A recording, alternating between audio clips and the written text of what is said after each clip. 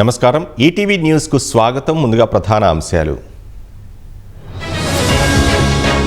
పాక్ ఆర్థిక వ్యవస్థను దెబ్బకొట్టే ప్రయత్నాలు, మళ్లీ గ్రే లిస్ట్ లో చేర్చేలా ఎఫ్ఏటిఎఫ్ పై భారత్ ఒత్తిడి.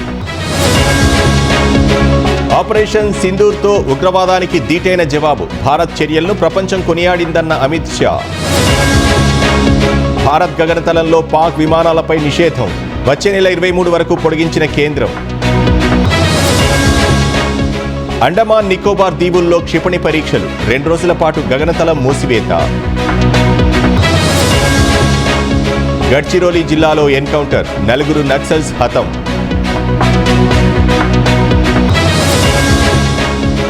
యాపిల్ సంస్థకు ట్రంప్ హెచ్చరిక, ఐఫోన్లు అమెరికాలో ఉత్పత్తి చేయకపోతే 25% సుంకాలు.